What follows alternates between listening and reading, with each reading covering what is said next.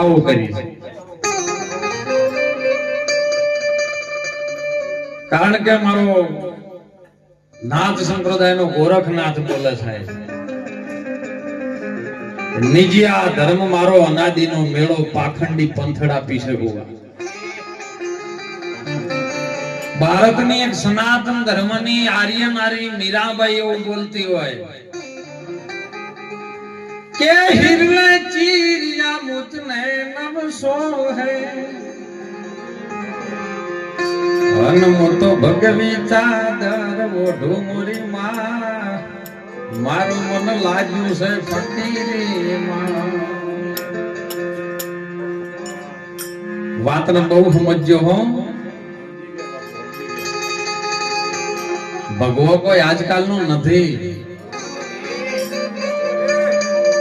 અગ્નિમાં રંજેલો છે સાહેબ. બણુલખ માળવો જ્યારે છોડ્યો ને ગોપીચંદે ત્યારે ભગવત તૈયાર કર્યો એની. હું તો એમ કહું છું બધાને કને કને આત્મા ઓળખાણ મને ઓગળી કરી બતાવો. હું તો હજી સંતોની ચરણ રજ છું, હજુ શીખું છું કે કદાચ આવું કરતા કરતા કરતા કદાચ જો પરમ તત્વને પામી જઈએ ને તો આ કાયા આઈ છે એનો કલ્યાણ થઈ જાય સાહેબ. હજી શીખવાની ભૂમિકા છે, પેલું પગાઈ એમાં. પણ કદાચ જેને આત્મા ઓળખાણો હોય મને ઓગળી કરીને કે ઘા ને ઓળખ્યો છે તો મારે હાલ આ ઉતારી મેળવો છે ને એને ગુરુ કરવા. અરે અષ્ટમંકા જેને કહીએ સાહેબ, જનક રાજાના દરબારમાં જ્યાં જનક રાજા દરબાર પર બેઠા કે ચરણ જાય, તમામ મોટા મોટા મહાન પંડિતો ધુરંધરો આચાર્યો મહાપુરુષો બેઠા છે. જે વાણીનો ઉલ્લાસ કરે જો ન કરી શકે તો એને કાળી કોઠડી જેલમાં પૂરી દેવામાં આવો આદેશ જનક રાજાનો.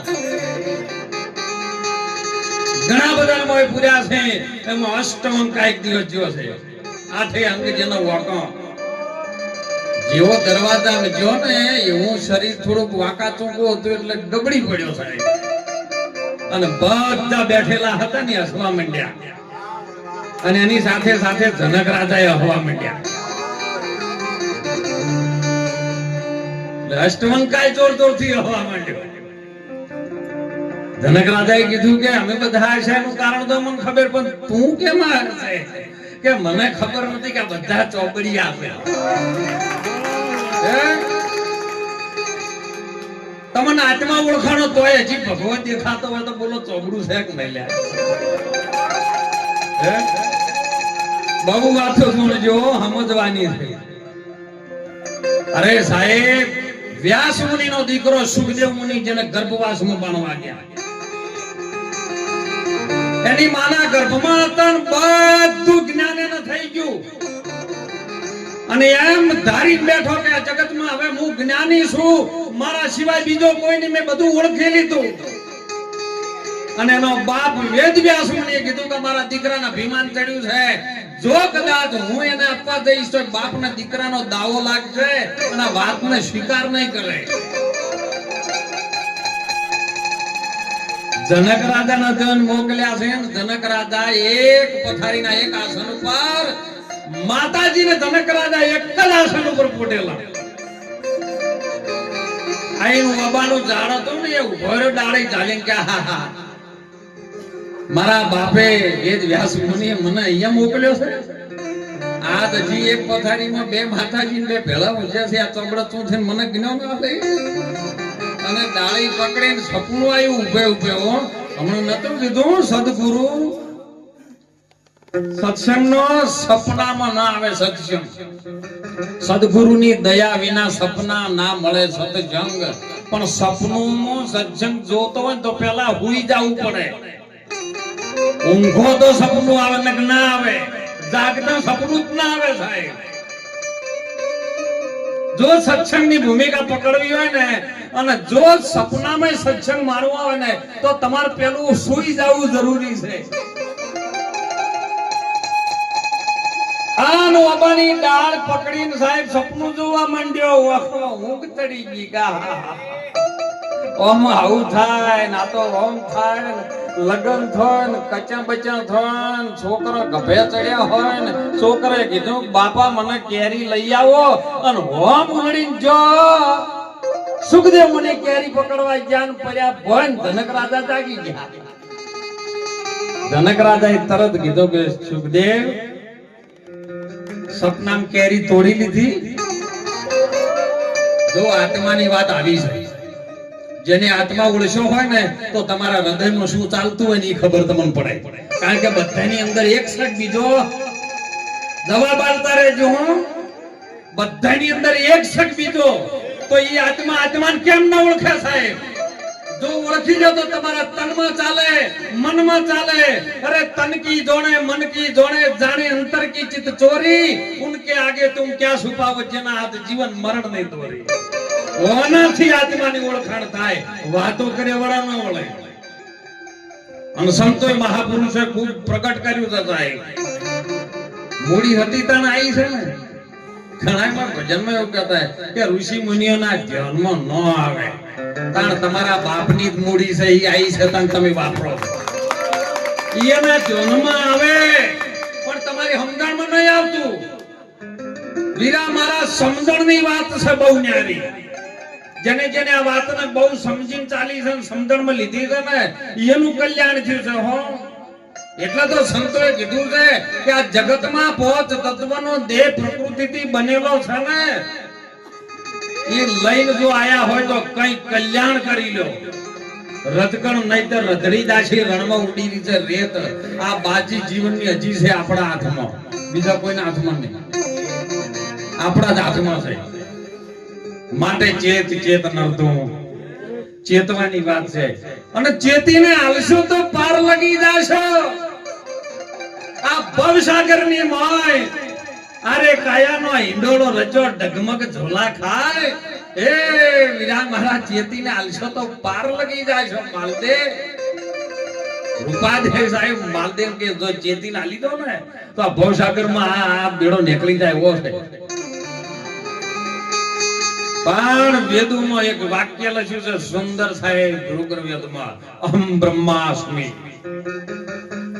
અહમ બ્રહ્મ તમે છો સાચા, બ્રહ્મનો ઉત્પન્ન કરવા વાળા તમે, પણ તમારી અંદરથી બ્રહ્મ નીકળેલો છે. હે બ્રહ્મ રૂપ બાળે રે બ્રહ્માંડ ને રે. તમારે જો બ્રહ્મ ઓળખાઈ જાય તો બ્રહ્માંડમાં બધું બ્રહ્મ રૂપ દેખાય, બીજું કોઈ છે જ નહીં. જેની વર્તી અખંડ બ્રહ્માકાર દુર્લભ એવા સંતોને સમદ્રષ્ટિ થઈ જાય સાહેબો. એક એક જળથી મોડીને થળ સુધી અને થળથી મોડીને પાતાળ સુધી, પાતાળથી મોડીને આકાશ સુધી તમામ જે જીવ જંતુ છે ને એની અંદર એક જ તત્વ રમી રહ્યું છે, એ છે આત્મા. એના સિવાય બીજો કોઈ નથી. પણ આત્માને ઓળખી ન શકો, મળી તો નદી ગોડી થઈ હોય ને, નદીમાં હાડ મહિનો આવે ને એટલે વરસાદ બહુ આવે, ભાદરવામાં રેલ્યો ફાટે. પણ ચોથી ઉત્પન્ન થયું છે ને, કારણ કે બાષ્પીભવન થયું ને દરિયામાંથી ખારું પાણી બાષ્પીભવન દ્વારા આકાશ માર્ગે અધ્ધર ચડ્યું. એનું એ જ પાણી વાદળ દ્વારા, અને વાદળને જ્યારે પવનનો ટકરાવ પડ્યો ને એટલે નીચું આવ્યું.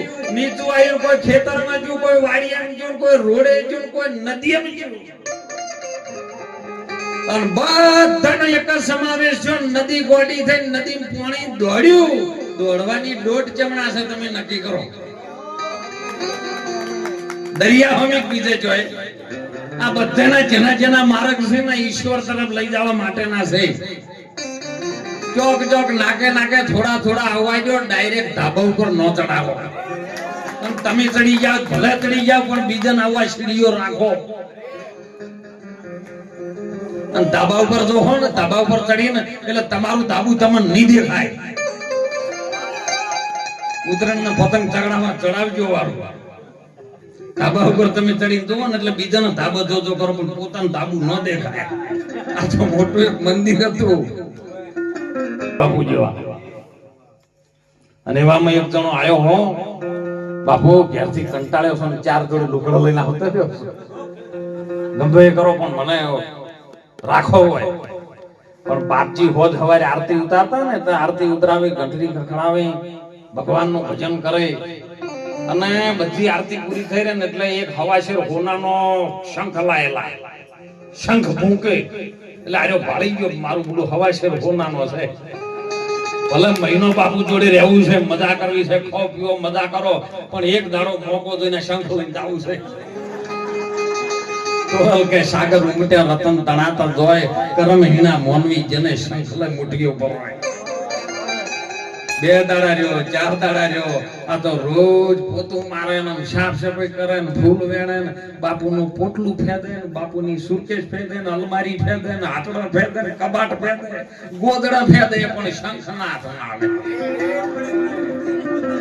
એક મહિનો ચાલ્યો નાર્યો કંઠાળ્યો કે હવે મેળ નહીં પડે બાપુ રજા આલો હવે તો રેવરાય નહીં બાપુ આલી પણ કે બાપુ જતા જતા એક વાત કરું કે બેટા કે તારી વાત તો હું સમજી ગયો છે તારે શું કહેવું છે બાપુ તમે આરતી કરતા હતા ને હવાશેર હોનાનો શંખ તોય ફૂંકતા છો બેલતા હતા કહો કે બેટા તું આયો તાણા તારી નજર હતી મને ખબર હતી કે તું હોય આરતી પૂજા ને ભજન કરવા નહીં આવેલો તો શંખ લેવા આવેલો એટલે જ્યારે આરતી પૂર્ણાવતી થાય ને તમે આરતી ની થાળી આલું તું ફેરવા જોઈએ ને એટલે શંખ હું લઈને તારો ઠેલો તું લઈને આવ્યો તેમાં બેલ દેતો અને મને ખબર હતી નક્કી હતું કે તું બધું બાપુનું ફેડી મારી પણ તું તારું નહીં ફેદે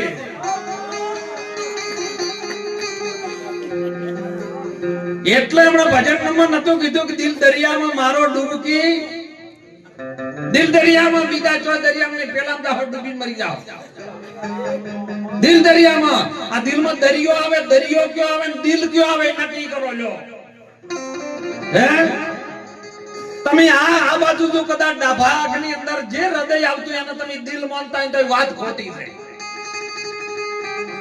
દિલ દરિયામાં પાણી હોય ને પાણી જો ભર્યું છે ને એ મહાપુરુષે વાત કરી છે પાણી ડૂબકી મારો અને એ ડૂબકી અજમલ રાજાએ મારી હતી સાહેબ દ્વારકાના નાથને કૃષ્ણ કનૈયાને એનો અવતાર ધારણ કરીને આવવું પડ્યું પોકરણગઢના કોદરે હાલેલાનો હમણાં નેજા ફરકે પણ